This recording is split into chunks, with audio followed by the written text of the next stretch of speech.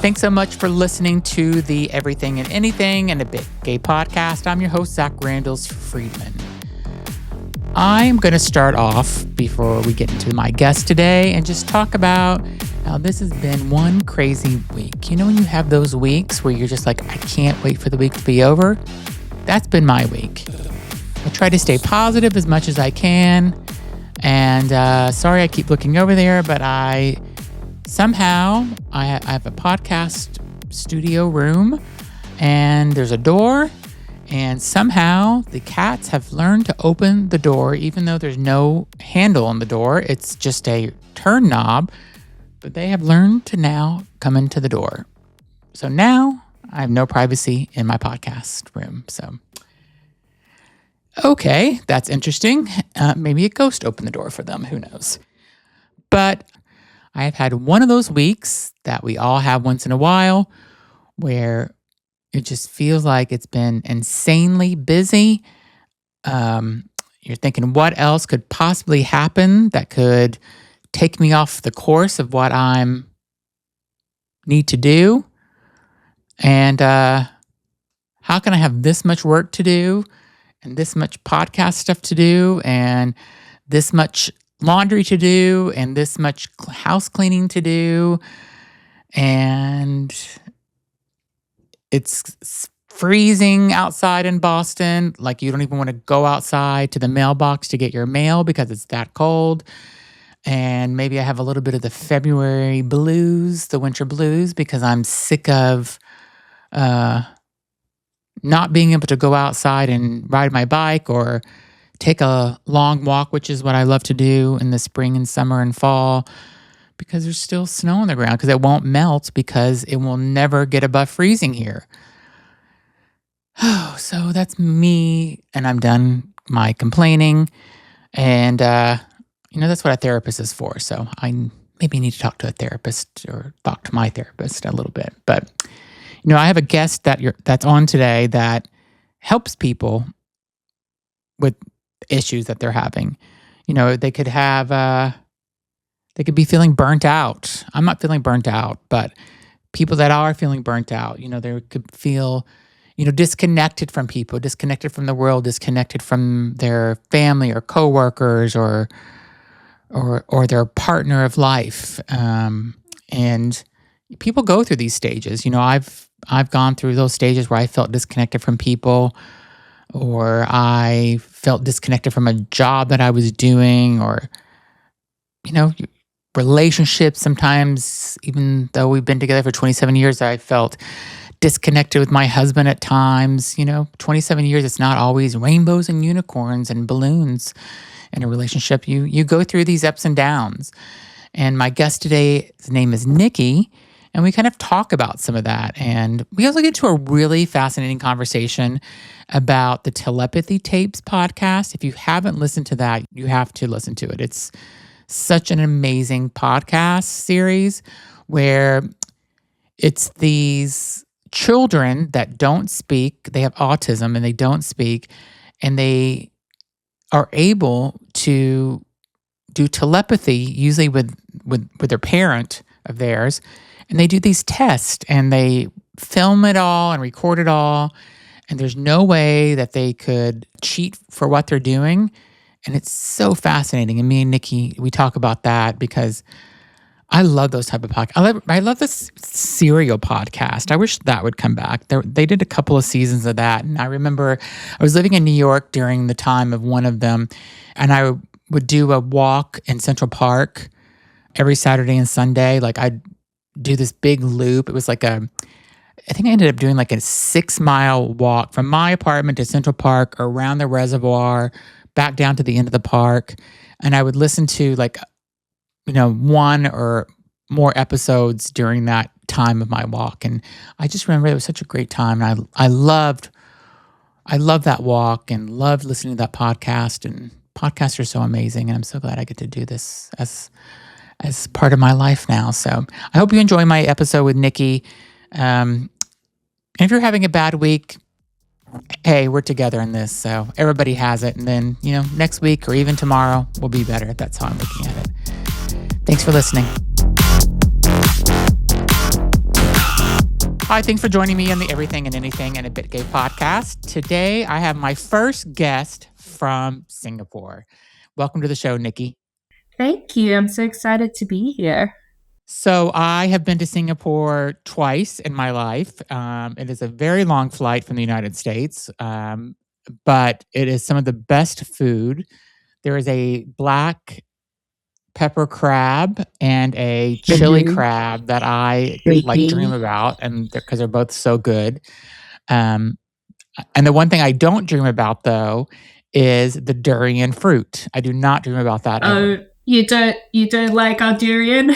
No, I don't. Somebody, we were at one of the markets or hawkers or whatever they call them. Yeah, hawker, yeah. And we, somebody's like, "Oh, you, this is something that you have to at least try when you're here." And the smell was just like smelled like burnt tires. It's terrible. People aren't allowed to take it on the public transport because of the smell. Oh, really? And yeah, it's like one of our rules. I would say I've only had it a couple of times, but I would say it smells worse than it tastes, but smells really important. So Yeah. I would not put anyone through that. But I also had the best massage ever in Singapore also at this event. So like this sounds like a great holiday. It was actually a work trip, but I made it partly a holiday. But yeah, the only thing I didn't do is I didn't go to the zoo at night, which I wish I would have done it. The night safari. Yeah, but I was so jet lagged, I just like couldn't make it to do it. So I after dinner every night, I was like, I was ready for sleep. Just go to bed. Yeah, the time difference is crazy. I've just come back from being in New York, and just the jet lag it's something else because it's 13 hours at the moment. So it's like night and day, literally. It's really quite something. And the flight is insane. So. The longest in the world. Yeah. So that's why. Yeah. Well, thanks for coming on. So I have so much I want to talk to you about, but just to can you just give my audience a little bit, like a 1-minute background about who you are? And then I have 1,000 questions I want to ask you. Amazing. Well, hi, everyone. I am an occupational therapist. So most people don't really know what that is, because I would say it's named a little bit poorly, because when we hear the word occupation, we think of work. And occupation is actually everything that you do that's meaningful to you. So really, it's what do you occupy your time with, which is everything from your work and your self-care and your leisure activities to your relationships and to being with yourself. And so I support people, mainly neurodivergent folks, or people who have more sensitive nervous systems, and help them to feel more at ease with themselves and the world around them. And I am neurodivergent myself, so I draw a lot on my own experiences. And yeah, that's what I do. That's a little bit of what I do. So at what point in your life did you kind of realize that maybe the way that you're experiencing the world may be different than others are experiencing the world? I think I probably always felt a little different. I think I grew up in a very loving home, but at a time where my parents didn't have the language or the resources that we have today. And they kind of almost like intuitively accommodated for me. I was the kid that was very bright and did kind of like inconsistently but pretty well at school. But I would be kind of like running around the room, upside down on the sofa, doing kind of somersaults and all sorts of crazy things, shouting out answers to questions to my dad, who would be asking me further probing questions, and he would be scribing for me. Do you mean this? Do you mean that? No, I don't mean that. Say it like this. Just kind of really working with, knew that I needed that movement, that kind of sensory experience, knew that I needed help with writing, but then also became writing is one of my favorite hobbies now, so I think they really found a way to kind of work with my mind, but there was a lot of things that they also didn't understand about me. And so I think it's no coincidence that I ended up doing what I'm doing, because I guess I just kind of like followed my curiosity in life. And then it was only once I started working that I was like, doesn't everybody do this? Like some of the things that I would help clients with, isn't this just kind of what everyone does? And then, kind of found my way to discovery, and it's an interesting journey. Where did you grow up? South Africa. South In Africa, Cape okay. Town. Yeah. And was there a point in your career when kind of you had that understanding of what well-being actually meant to you, or what it meant to your... Well, let's start with you and then talk about the people that your patients or whatever. Is there a time where you're like, this is what well-being actually means? Wow. What a great question. I love that question. Thank you for asking that.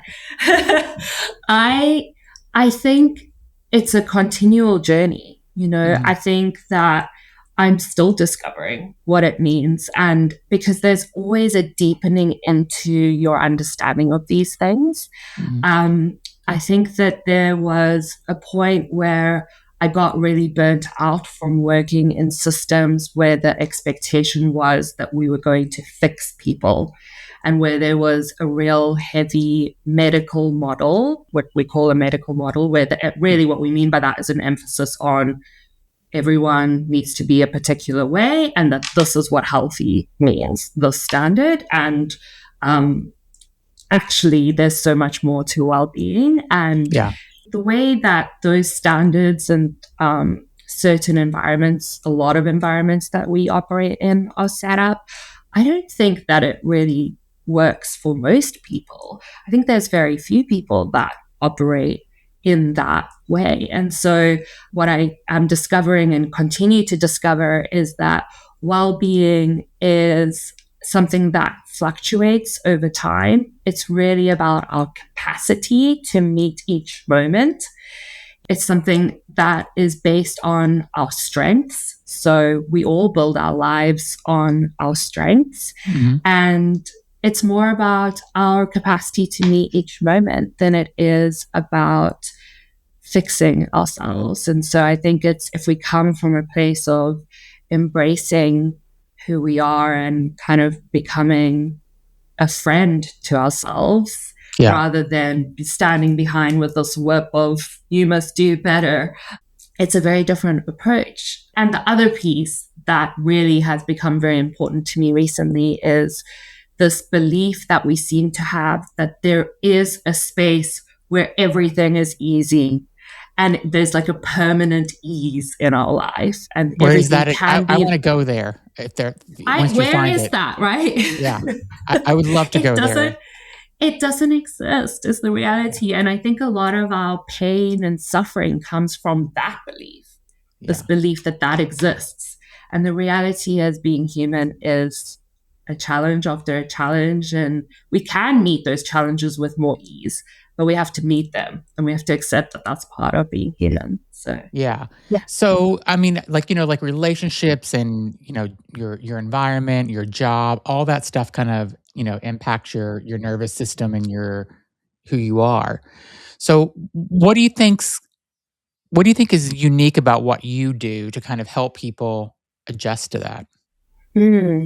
I think that one of the things is, first of all, that it's very much relationship based.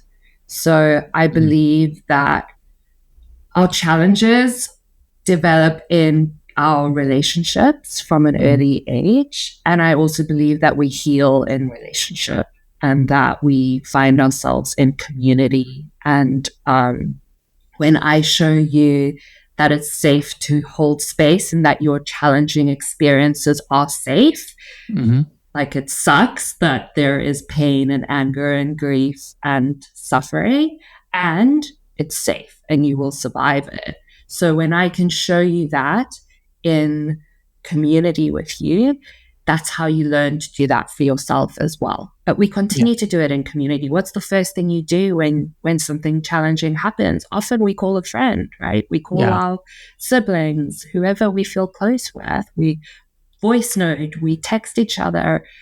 Those are our resources. Those are our people, right? So I think the first part is really that I'm relationship focused. And I believe that healing happens in that context. And simply by someone being there and being a mirror to you and building trust and being someone that can show you it's okay and have some hard conversations and Yeah. challenge you when we feel safe so that you can be brave in that space. And then the other part I think that's really important that I do that's maybe a little different is I really believe that our body is a huge part of our experience, that emotions and stress lives in the body. And so my lens is very much focused on being holistic. So it's not just about thoughts. It's not just about talking. That stuff is important. It really is important that we can process things intellectually, that we can put language to our experiences, but it happens a little bit later on. So the Yeah. first part is in your body. And so I use a sensory lens. So I think about your sensory systems and where you're experiencing these things in our body. And it shows up in our body too, right? Like Yeah. I will see stress in your body through your eyes, through how you're holding your posture, through maybe what your hands are doing, where there's redness on your face. It shows in our body. We feel it in our body. Our breath changes. So we're noticing those things, and then we're also using the body to kind of somatically work through it while we're putting words to it. And is there ever a time where it's just, it's so let me kind of step back and ask this question first. Did COVID have a huge reset in the world? Because I'll just kind of give you an example and tell you what I'm thinking.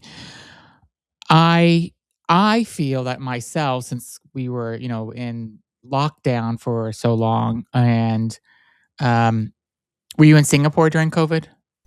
Yes, it was Okay, and were you completely locked down like we were in the United States? very much so. Yes. Yeah.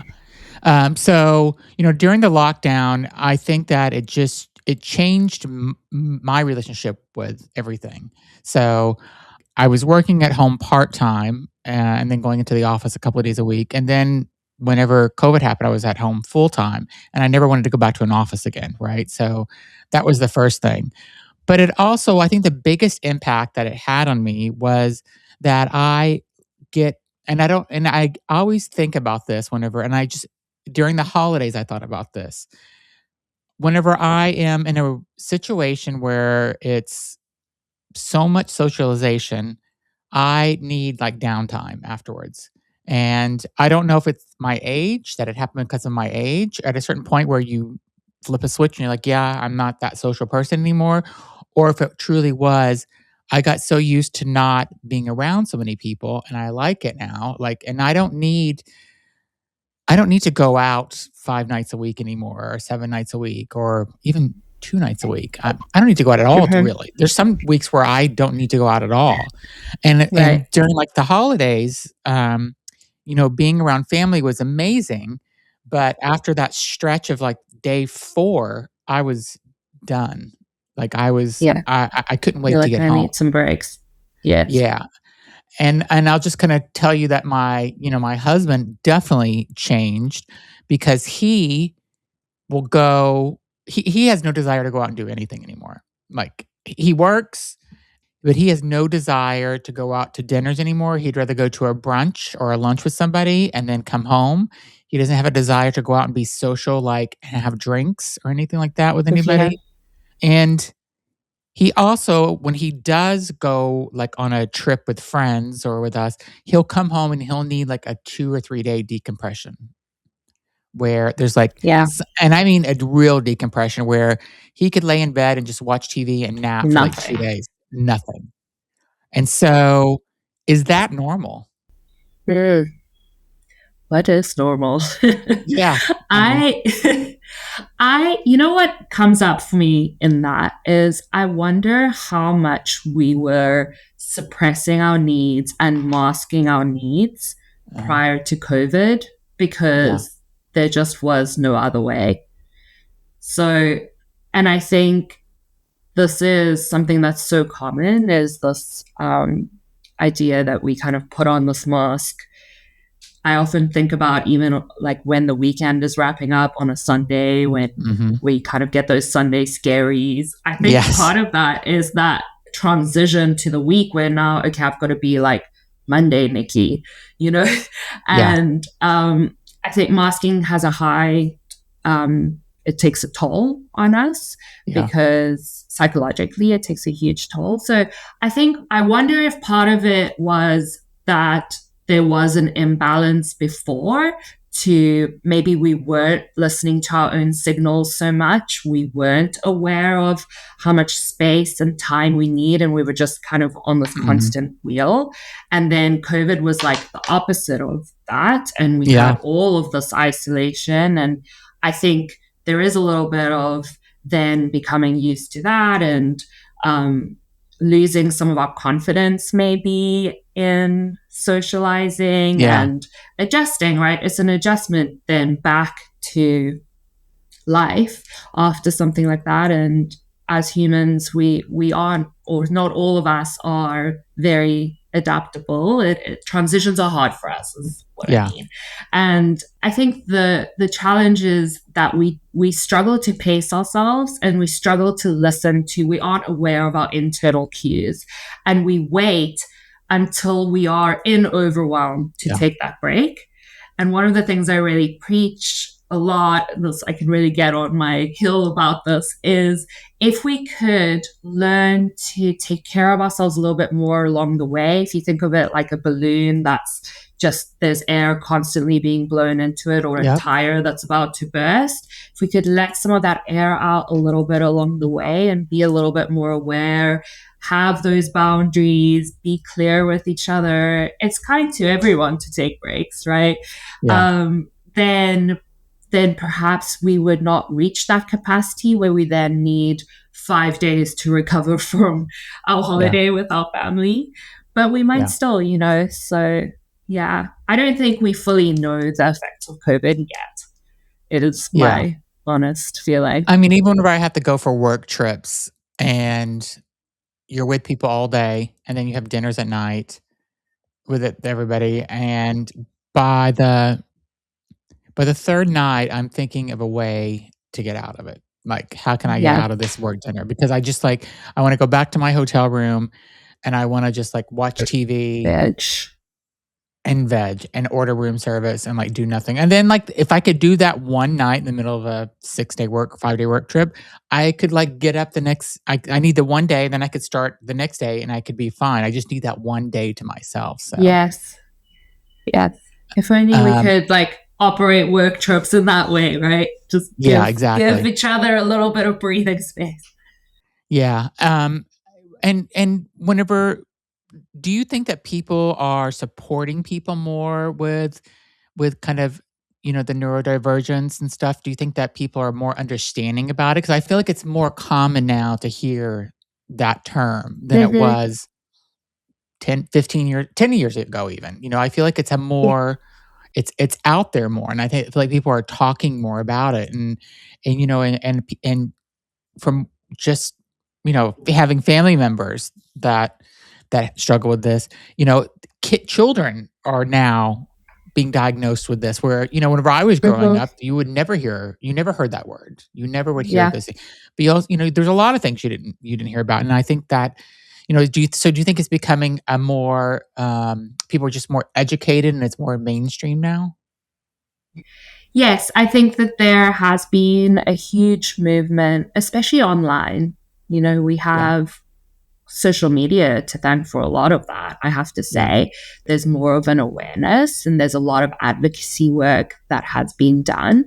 Yeah. So yes, I do think so. And I think there's a lot more work to do. And I think that these topics are complicated, they are nuanced, And I think sometimes what happens is that the pendulum kind of swings in the opposite direction, where it Hmm. kind of becomes, which I have watched a little bit, I would say, that where it becomes like, this is your superpower.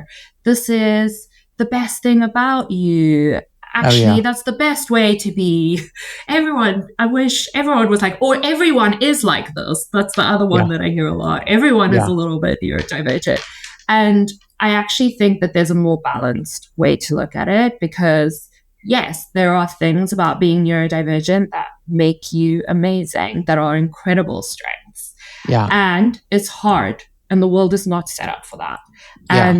And there's things that I hope I continue to grow and evolve about myself for the rest of my life, right? And that's, I can feel in strength and empowered with being who I am, and I can also hope to grow. So yeah. Do you think that people's, so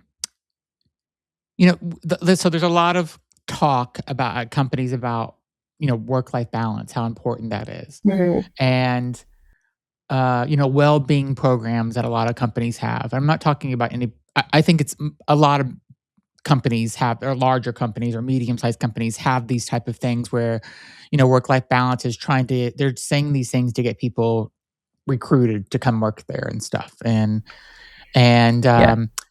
I think Europe and maybe parts of Asia do holiday times the right way, where in the United States, we don't know how to do it the right way. Because in Europe, a lot of countries that I work with will take a 2 full weeks off or 3 weeks off, especially in August Okay. time frame, where in the United States, you feel guilty sometimes for taking a week off.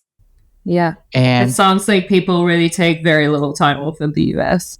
yeah, they do. It's very little time off. I mean, like companies give a fair amount of, holiday time and vacation time, but people, and you're always checking in also. That's another thing I think Americans do, is that just because there was a company I was working for several years ago, and I took a 4-day weekend, and I did not Mhm. bring my computer with me. And that Good. Monday, I was getting text saying, "I need you to get online to do this." And I'm like, "I don't have my computer." And the person called me on my cell phone saying, "What type of leader are you that you didn't bring your computer with you What? on vacation?" Yes. And she said basically, "I bring my computer with me every time I leave the house." Like, Well, going to dinner, she'll have it in the car because she what? never knows if she needs it. And so that's the type of things that I think that people are not taking care of themselves, and they have, they're not listening to their body, because she Yeah. was clearly burnt out most of the time. You could see it, like you were saying, you could see it in people's eyes, their skin. You could see it in her the moment she walked in the office. She was just like a bundle of nerves, and it just like expanded through the whole office whenever she was there, because everybody felt it and they kind of just grabbed onto it and felt that way too because of her. Can you imagine living like that, in that No, constant state of complete fight or flight, no. essentially? It's, what a way to live. And we're so scared, right? We're in such panic. That's where it comes from, as it's of fear. I think that what is hard is, as a society, we don't see rest as productive. Yep. We see rest as something completely separate. And one thing that I wish every company knew is how important for your brain a Mhm. space of nothingness is. When you're in that like daydreamy state, or you have a shower and you suddenly have this idea, or you're on a Mhm. walk or a run and suddenly something just like gets Yeah. integrated for you, and a problem is solved, and you're not sitting and thinking about it and writing your pros and cons list, or like Yeah. brainstorming. That's not where the brain solves problems. It solves problems in the space of nothingness. We need that. It's called the default mode network, and it's activated in that kind of nothingness space.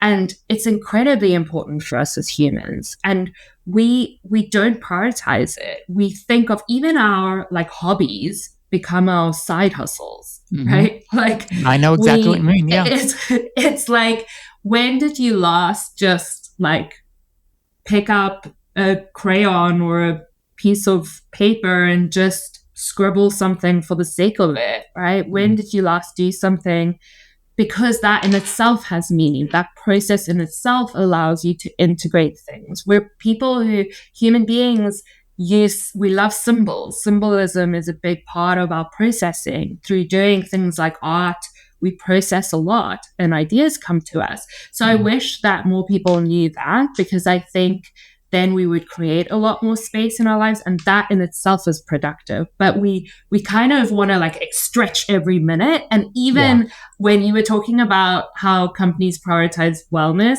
I was thinking, I wonder how many of them just prioritize wellness for the sake of prioritizing wellness. A lot of it is we prioritize wellness so that when you're at work, you're more productive, right? I think a lot of it is not even genuine whenever they're saying they're prioritizing wellness. Like, I think it's literally just like, again, I think it's number one, I think it's a recruiting tool for human resources to get people to come and work there. And I'm not talking about any particular company. I'm just talking about, in general, companies in general. And like I said, I've worked at companies before where there was a company that had unlimited vacation, unlimited holidays. Oh, this is such a catch. It's such a scam. It's the opposite, because you really take less time because they make you feel you're never off. You're never off. You're never off. So it's the opposite. Like, and when you take vacation, and that was the same company that have unlimited vacation time that actually is the woman that told me that I need to bring my computer wherever I go. Everywhere. World. Yeah, it's crazy. I wanted to ask you, and this is, something a little different though, but I feel like maybe you could know a little bit about this. So there's these telepathy tapes podcasts. Have you heard of these? And I think I'm listening to it now, and I think it's so fascinating how these, and for the listeners that don't know what telepathy tapes are, listen to the podcast, because it's fascinating, I think. And it's basically these children that are non-speaking, non-verbal children, and they can actually, this journalist or reporter went and visited some. I'm only in like the third episode, so I can't say what's too much about. But basically, these children are able to read almost their parents' thoughts in a way.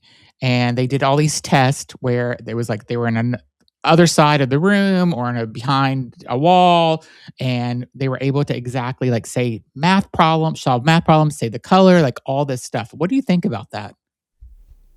Wow. I love that you're listening to that. I haven't finished them either. Okay. But I am so fascinated by it. And I just think it shows how little we actually know. Exactly. That's what I think too. And I love that we are exploring it. And I think that innately we are all quite intuitive beings, and that we can absolutely tap into that. Yeah. And I think the one of the biggest messages that I took away from the little bit that I have listened to is also, especially with the non-speaking community, how much they have been written off to not understand or to not be competent. And the reality is that is just absolutely not true. Yeah. And when you can accommodate for someone to be able to communicate in a robust, meaningful way, you're empowering them. And we should always presume that everyone can communicate and has that competence in them. And I'm excited, I'm excited to see where things go. Yeah, I mean, I think it's almost, and this is just my opinion after listening to 3 or so episodes, is that it's almost like another sense that we have, or it's a part of the brain that we haven't discovered how to use for everybody, and I feel like everybody Mhm. may have that, but Yep. they have turned it on, and we just haven't yet, or we don't know Yeah. how. Oh, I'm So so with you.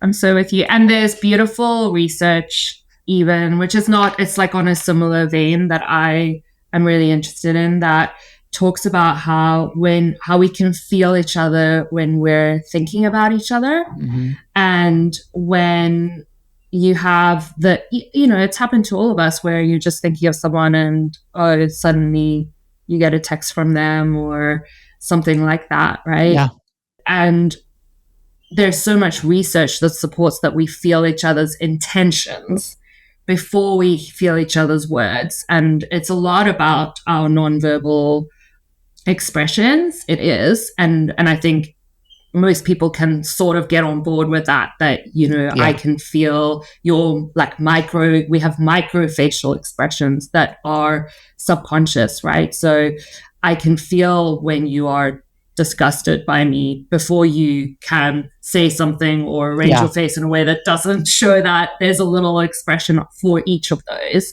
yeah, and those impact little babies from as early as like a few weeks old, I think. Sorry, I'm going to get that wrong. But very, very young, the baby yeah, can feel the mother's intent in her body language. And so that's one piece of it.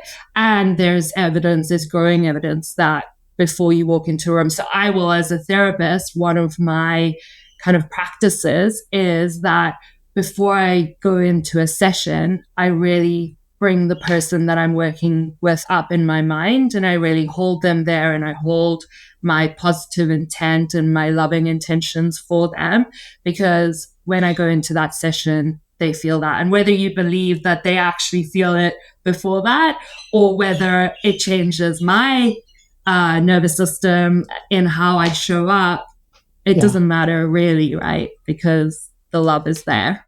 yeah. I mean, I totally believe that. I mean, I believe that's what you're saying, that philosophy that you're talking about. I and there's weird things I think also whenever you're with someone often. So whether it's a work colleague or you're in a relationship, Okay. there's just things that whenever I work with somebody so closely that we can almost start to finish each other's sentences. And that sounds so cliche in a way, but like we're on the same page about not just work stuff, just I don't know, like where are we going? What do you want for lunch today? And we could almost say sushi at the same time. And it's like we haven't had sushi in 2 years together, but for some reason that's For some reason. yeah. And And it's just I call that attunement.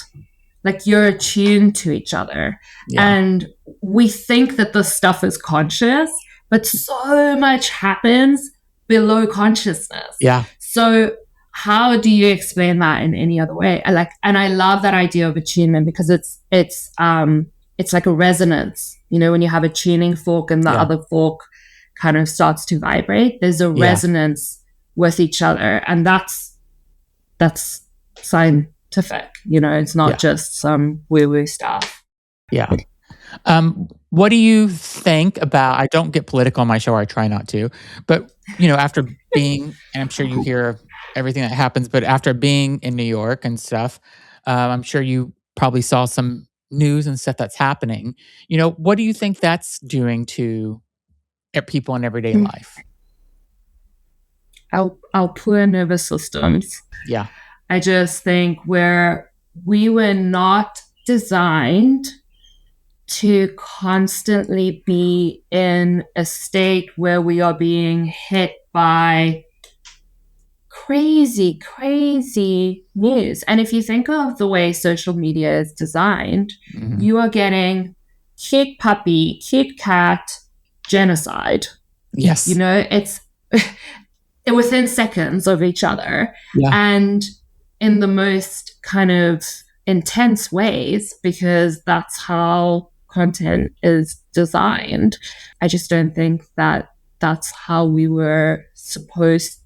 Well, this is how we're living, but I think it's yeah, just not very good for our nervous systems, and it scares me. It scares me Yeah. a little I mean, bit. I think it scares a lot of people just because it's, I think I'm thinking about it like at some point it's got to get better and it's going to end and things are going to be back to normal, whatever normal is. And I don't even know if there ever was a normal, to be honest. But, you Mhm. know, I like, every day I think we're almost there. I feel like something's going to change for the good. And, I don't know if that's just me being super optimistic about the world or the United States, but I feel like something's got to change soon because I don't feel like everybody can keep going the way things are going now and live a sustainable, healthy life. That's just Yeah, my own. I think thank you for having that belief because we need that as a Mhm. society. We need to have hope. Hope is a very, very crucial ingredient. And one of the things that helps me with that is to look at history and look at how human beings are resourceful and have survived. Mm, And you know that saying, history doesn't repeat itself, but it rhymes. yeah, It kind of we have overcome very, very difficult things, yeah, and there are real horrible, awful things happening at the moment. And I think we have to plant those seeds of hope. yeah. Um, do you ever kind of step back sometimes from your work and kind of reflect on like all of these amazing things that you're doing to help people and thinking about like how you have changed people's lives for the better and you've probably saved lives in certain times Mm. and just you've changed the direction of how somebody is living their life. Do you ever like I don't want to say pat yourself on the back, but do you ever like reflect on all that good work and that good energy that you've put out there? Wow, I love these questions so much. I, you know what? I try. I do try. I have intentional spaces in my life where I do that. So I have wonderful mentors, and I really try and they really try and hold those containers to do that. But I Yeah. think it actually happens in little moments in sessions or where a client will have like a little um like a moment of integration of Yeah. something or a response to something that's like just a little bit different. And I actually get like goosebumps saying that. Like Yeah. those are the moments where I'm really like, like I'm so like just I delight in those moments. And so I think like yes, in a sense I do I take those moments because those are the things that really matter to me. It's the Yeah. little things because that's how I believe that we change is just like little we heal in Yeah. little moments in relationships. So and it's a very much what this work is extremely bi-directional. And I don't buy into the belief of like very traditional therapy that is you are a blank slate coming Mm. into the session.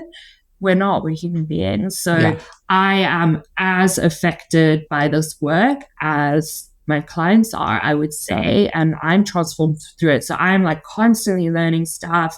I was the little neurodivergent kid that was holding it together and trying to figure out this world that didn't make any sense to her. So I think there's healing in the work that I do as well. And I do Yeah. not take that for granted. Awesome. Do you only work with people locally or do you work with people online as well? Online, very much. So a lot of my work's actually moved online. And so, yeah, I coach a lot of people who identify with this work, a lot of parents as well. So a lot of my work is with kiddos. And yeah, a lot of it's online. So And if somebody wants to find you and talk with you and set up a session with you, how would they get in touch with you? the easiest way to kind of follow my work and get in touch with me is on Instagram. I'm Nikki Smit Therapy. And so, anyway, that's where I kind of like host most of my work. And Yeah. so from Yeah. there, they can kind of find anything else.